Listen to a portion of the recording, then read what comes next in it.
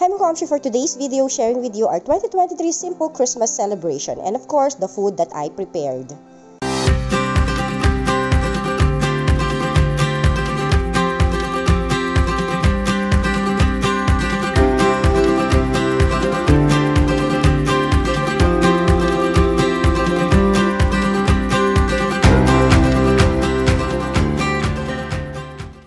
Nagmisa de Gallo muna kami and then pag uwi at saka ako nagluto ng aking mga panghanda and konti lang din naman kasi yung ipe-prepare ko at saka para hindi na rin ako mag-iinit and then mas masarap din naman kasi pag bagong luto.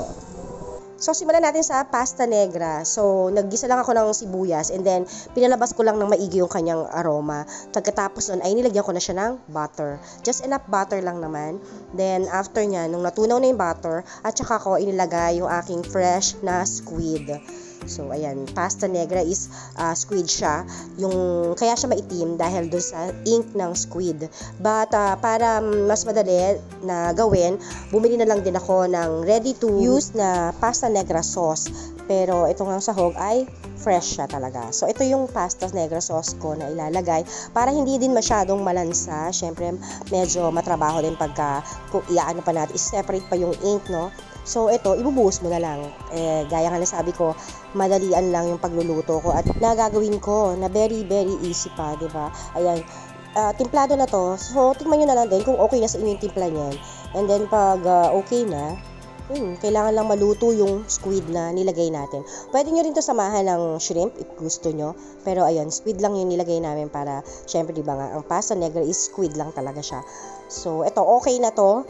And then, salang na din yung aking pasta sa separate na kalan. So, ibubuhos na lang natin to dun sa pasta pagka naluto na.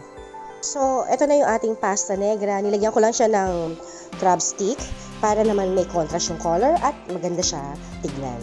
Then, ang next ko naman ay fruit and veggie salad. So, gumamit ako dito ng lettuce. And ito yung tip ko sa paghugas ng lettuce. Naglagay ako ng konting asin. Tapos binabad ko siya na matagal. Tingnan nyo, may mga UFO na lumulutang dyan. Ganyan, para matanggal yung kahit mga uod sa dahon.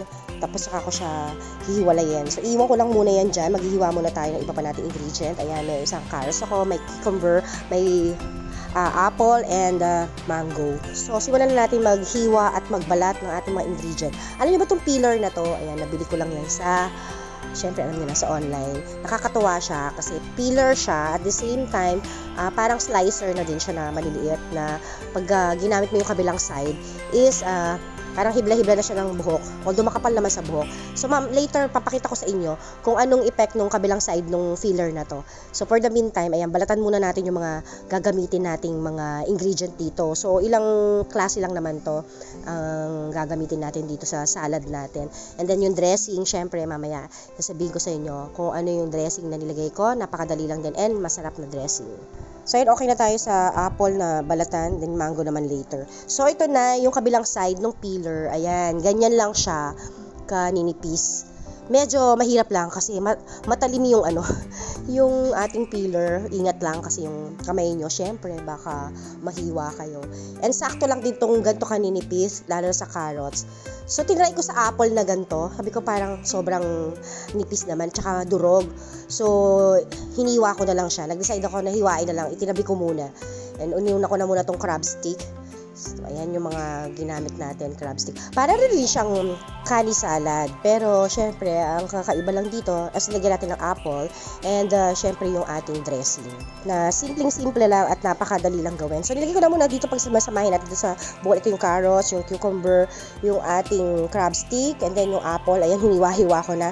And then, ilalagay na rin natin yung ating mangga. So, ganito ko siya hiniwa-hiwa. Ayan. Yung iba, tinatanggal na muna nila yung mangga. So, magamit pa nga sila ng baso bago nila hiwain na maliit na ganito. Ay ako, ganito na, diretso na. Huwag na tayong mag ano-ano pa. Ganun din naman ang kalalabasan.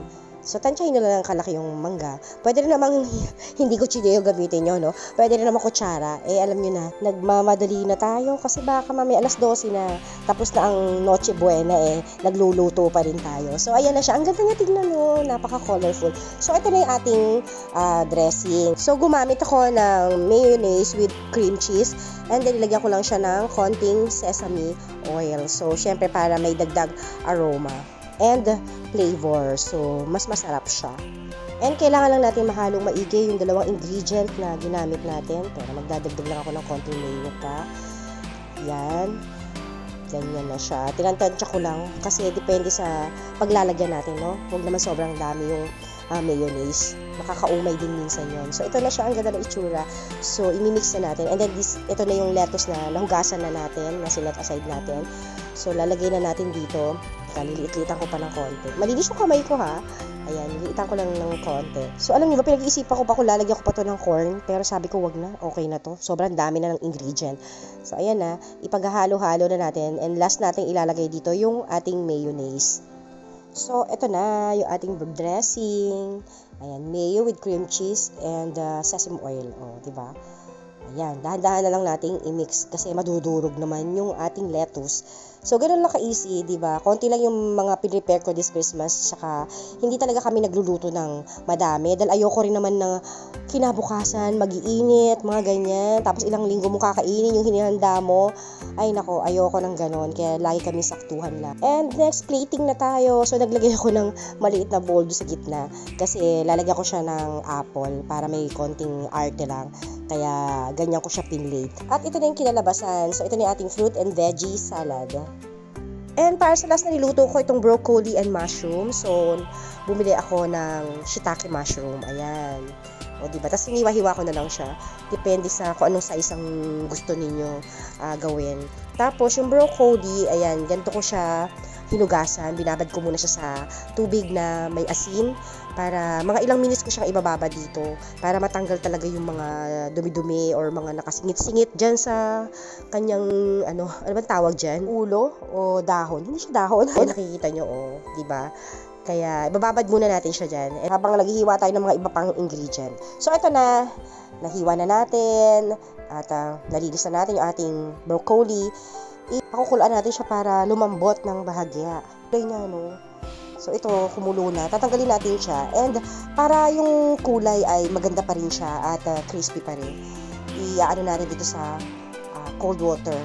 Sa water na may konting ice. Ayan. Para crispy pa din yung ating broccoli. O, diba? May technique pa. Pa-technique pa. So, simulan na natin magisa. Ayan, syempre, bawang. And then, susunod na natin yung sibuyas. Then, palabasin lang din natin yung aroma as usual. Pagka okay na, isunod na natin ilagay yung ating mushroom. So, nilagyan ko siya ng counting butter lang para added flavor. And, tapos, tinimplahan ko siya ng oyster sauce. So, ayan lang yung timpla niya. Kung gusto niyo maalat, dagdag na lang kayo ng salt. And then, tsaka ko inilagay yung ating cauliflower. Pag okay na rin, yun, dinagdag ko na rin yung ating bell pepper para mas masarap at mas mabango siya. So, takpan lang natin in mga ilang minutes. Ayan, okay na, luto na, at pwede na nating iserve. And so, ito na yung aming 2023 Christmas Noche Buena. Yan, napakasimple lang. And talagang konti lang. Eksakto lang for our dinner.